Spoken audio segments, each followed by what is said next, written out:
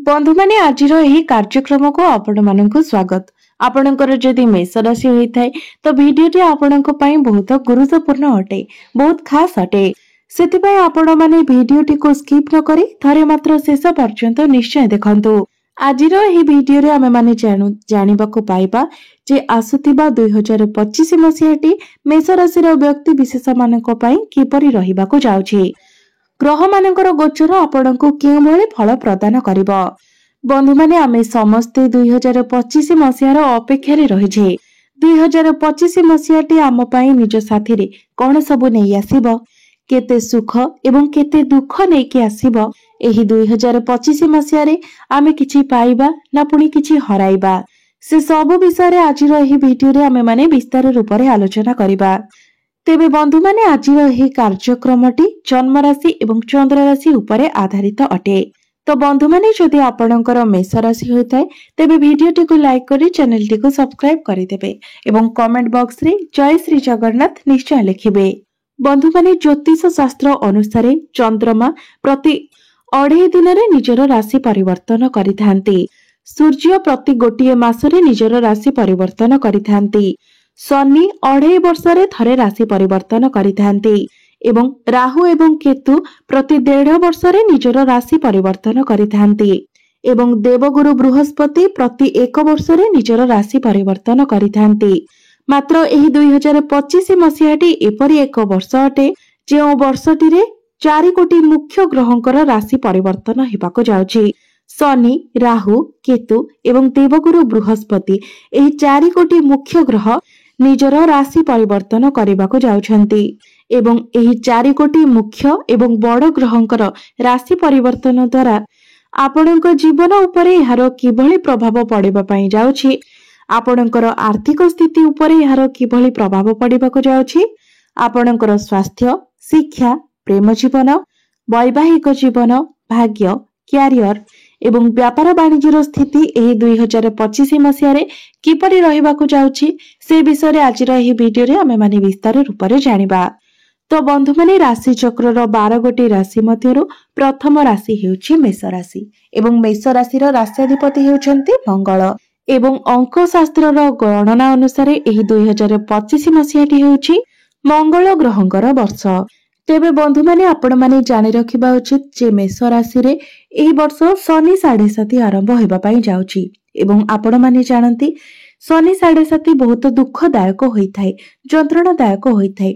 एहा सहित मध्य एही वर्ष आपणको पई किछि शुभ खबर नेकी मध्य आसुछि, खुशी खबर नेकी आसुछि, कारण एही वर्ष राहु आपणको शुभ फल प्रदान करिवे। शनि खराब स्थिति रे रहिथिले मध्य गुरु आपणको शुभ फल प्रदान करिवे। गुरु आपणको आशीर्वाद प्रदान करिवे, आपणको शुभ फल प्रदान करिवे। तेबे प्रथमे जानि नेबा एही वर्ष मुख्य ग्रहंकर गोचर आपणको पई किपरि रहिबो।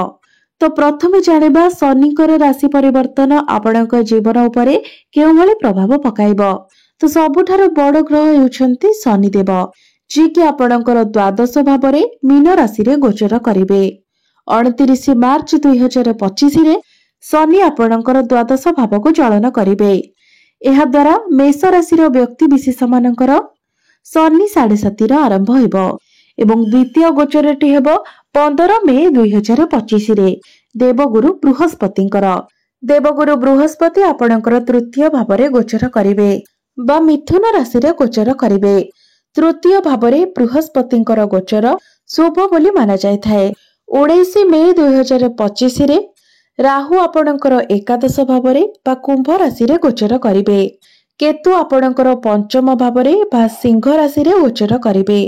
तेबे एबे आसंतु जानिबा ग्रह मानकर गोचर स्थिति को नै मेष राशि रो व्यक्ति विशेष मानकर जीवन रे एही नूतन वर्ष रे कोन सब घटिबाको जाउछि। बंधु माने एही नुआ वर्ष 2025 मसिया रे मेष राशि रो व्यक्ति विशेष माननको अनेक गुडिए खुशी खबर प्राप्ति हेबो। वर्षर आरंभरु धन लाभर योग मध्य रही अछि। देवगुरु बृहस्पति आपणकर तृतीय भावरे गोचर करिबा कारणरु आपणको आपणक जीवन रे अनेक सुख सुविधा मिलिबो। आपणकर भाग्य रे वृद्धि आसीबो। भाग्य आपणकर पूर्ण मात्रा रे साथ देबो। ଏହି ବର୍ଷ ଆପଣଙ୍କୁ ଆପଣଙ୍କର ମନପସନ୍ଦର ଚାକିରି ମଧ୍ୟ ମିଳିଯିବ।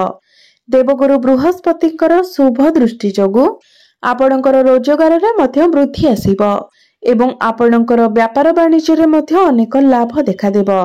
ଏହା ସହିତ ଆପଣ ଏକ ସଫଳ ବ୍ୟବସାୟୀ ରୂପରେ ମଧ୍ୟ ପରିଚିତ ହେବେ। ଏହି ବର୍ଷ ଛାତ୍ରଛାତ୍ରୀମାନଙ୍କର ସ୍ୱପ୍ନ ମଧ୍ୟ ପୂରଣ ହେବ। ଅକ୍ଟୋବର ମାସରେ ଦେବଗୁରୁ ବୃହସ୍ପତି ଆପଣଙ୍କର ଚତୁର୍ଥ ଭାବରେ ଗୋଚର କରିବା କାରଣରୁ ଆପଣଙ୍କର ବିଗିଡ଼ି ଯାଇଥିବା କାର୍ଯ୍ୟ ପୂର୍ଣ୍ଣ ହେବ। ଆପଣଙ୍କର ଆର୍ଥିକ ସ୍ଥିତିରେ ସୁଧାର ଆସିବ।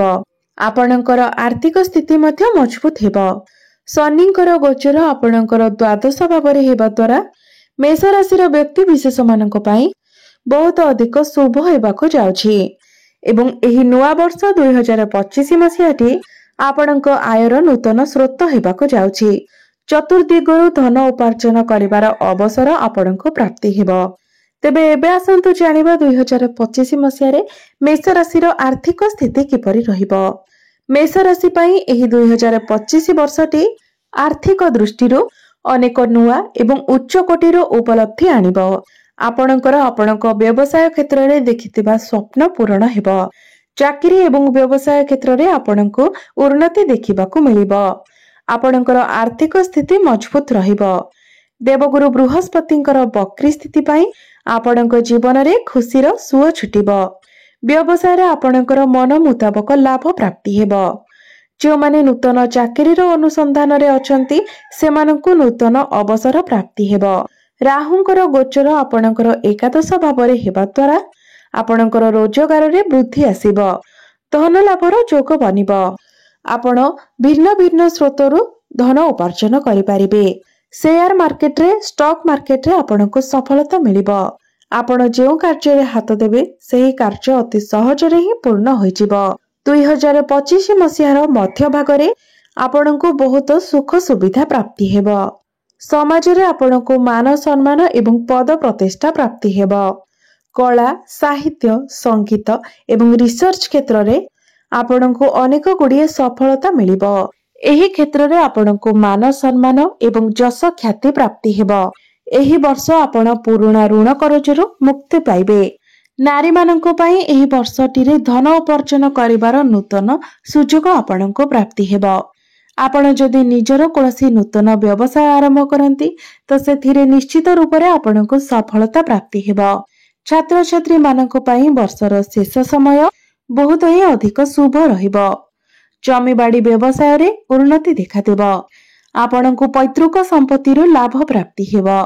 ଏହି ବର୍ଷ ଆପଣ ପ୍ରତ୍ୟେକ ଦିନ ସୂର୍ଯ୍ୟଦେବଙ୍କୁ ଅର୍ଘ୍ୟ ଅର୍ପଣ କଲେ ଆପଣଙ୍କର ଭାଗ୍ୟୋଦୟ ହେବା ସହିତ ଆପଣଙ୍କର ମାନ ସମ୍ମାନ ମଧ୍ୟ ବୃଦ୍ଧି ହେବ। ଏବେ ଜାଣିବା ଆପଣଙ୍କର କ୍ୟାରିୟର ବିଷୟରେ। କ୍ୟାରିୟର ଦୃଷ୍ଟିରୁ ଦେଖିଲେ ଏହି ନୂଆ ବର୍ଷ 2025 ମସିହାଟି ଆପଣଙ୍କୁ ବହୁତ କିଛି ପ୍ରଦାନ କରିବ। ଆପଣଙ୍କୁ ନୂଆ ନୂଆ ସୁବିଧା ଏବଂ ସୁଯୋଗ ପ୍ରାପ୍ତି ହେବ। ଦେବଗୁରୁ ବୃହସ୍ପତିଙ୍କର ଶୁଭ ଦୃଷ୍ଟି ଆପଣଙ୍କର କ୍ୟାରିୟରକୁ ଉଜ୍ଜ୍ୱଳ କରିବ। ବ୍ୟବସାୟ ଆପଣଙ୍କର ଧୀରେ ଧୀରେ ବଢ଼ିବ, ମାତ୍ର ଆପଣଙ୍କୁ ବହୁତ ଭଲ ଫଳ ପ୍ରାପ୍ତି ହେବ। ବିଦ୍ୟାର୍ଥୀମାନଙ୍କୁ ସୁବର୍ଣ୍ଣ ସୁଯୋଗ ମିଳିବ। ଆପଣଙ୍କର କାର୍ଯ୍ୟକ୍ଷେତ୍ରରେ ଆପଣଙ୍କୁ ମାନ ସମ୍ମାନ ମିଳିବ। ଆପଣଙ୍କର ଆର୍ଥିକ ସ୍ଥିତିରେ ସ୍ଥିରତା ଆସିବ। Medical, writer, media, photographer, blogging ଏସବୁ କ୍ଷେତ୍ରରେ ଆପଣଙ୍କୁ ବହୁତ ଶୁଭ ଫଳ ପ୍ରାପ୍ତି ହେବ। ଯେଉଁ ବ୍ୟକ୍ତିମାନେ ନୂତନ ଚାକିରିର ଅପେକ୍ଷାରେ ଅଛନ୍ତି ସେମାନଙ୍କୁ ବହୁତ ଅବସର ମଧ୍ୟ ପ୍ରାପ୍ତି ହେବ। 2025 ମସିହାର ଶେଷ ମାସରେ ଆପଣଙ୍କର ସ୍ଥାନାନ୍ତର ହେବ ବା ଆପଣଙ୍କର ବଦଳି ଘଟିବ। ଆପଣଙ୍କୁ ଆପଣଙ୍କ ପରିଶ୍ରମର ଶୁଭ ଫଳ ପ୍ରାପ୍ତି ହେବ। ଆପଣଙ୍କର ଅପୂର୍ଣ୍ଣ ଇଚ୍ଛା ପୂର୍ଣ୍ଣ ହେବ। ଏବେ ଆସନ୍ତୁ ଜାଣିବା ଆପଣଙ୍କର ସ୍ୱାସ୍ଥ୍ୟ ବିଷୟରେ। ଏହି 2025 ମସିହାରେ ଆପଣଙ୍କର ସ୍ୱାସ୍ଥ୍ୟ କିପରି ରହିବ। ବନ୍ଧୁମାନେ, ସ୍ୱାସ୍ଥ୍ୟ ହିଁ ସମ୍ପଦ।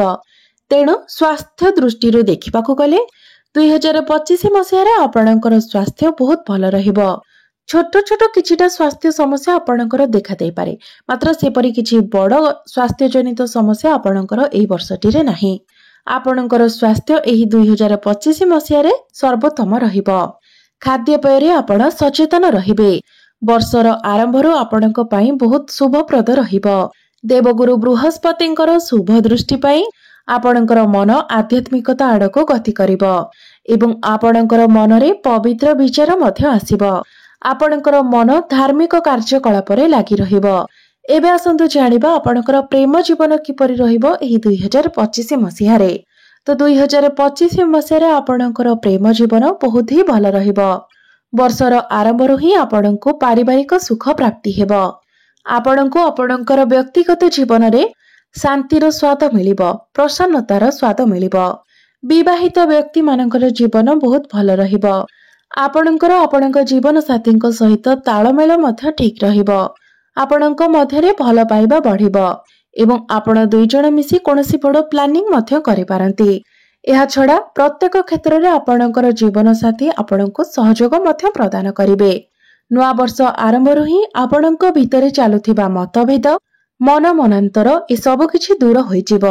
ଯଦି ଆପଣ ପ୍ରେମ ବିବାହ କରିବାକୁ ଚାହୁଁଛନ୍ତି ତେବେ ଆପଣଙ୍କର ପରିବାର ତରଫରୁ ଆପଣଙ୍କୁ ଅନୁମତି ମିଳିଯିବ। 2025 ମସିହାର ମଧ୍ୟ ଭାଗରେ परिस्थिति किछिटा बदलिଯିବ। केतुंकर गोचर आपणकर पंचम भावरे हिबा कारणरू संपर्करे आपणकर फाट सृष्टि हेबो। वर्षर शेष आडकू आपणकर परिवार रे कଳି झगड़ा भली परिस्थिति मध्य उत्पन्न हेबो। जो माने प्रेम संपर्करे अछंती सेमानंको पई वर्षर मध्य भाग पर्यंत समय बहुत भल रहिबो। मात्र एहा परे आपणको पई परीक्षार दिन आसीजिबो। सेथिपाई आपणकर प्रेम संपर्करे मधुरता आनिबा पाई आपण चेष्टा जारी रखंतु। छोट छोट कथा को नेकी आर्गुमेंट करंतु नहीं किबा डाउट्स करंतु नहीं। तो बंधु माने जेहेतु एही 2025 मसिया रे आपणकर शनि 7.5 रो प्रथम चरण आरंभ हेबाको जाउछि। सेथिपाई आपण माने प्रत्येक मंगलवार दिन हनुमानंकर पूजार्चना करंतु। प्रत्येक दिन हनुमान चालीसार पाठ करंतु।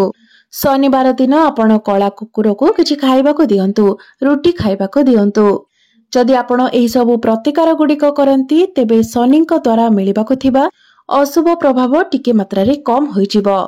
एही वर्ष आपण नाली रंगर वस्त्र परिधान करंतु नाही, नचेत आपणଙ୍କ मध्यरे अत्यधिक क्रोध देखा देई पारे। तो एही वर्ष आपण नाली रंग ठारू दूरे रुहंतु एवं भल कर्म करिबा पई चेष्टा करंतु, कारण शनि हेउछंती कर्म फलदाता, न्यायदाता। तो आपण सर्वदा उचित रास्ता रे रहिबा पई चेष्टा करंतु।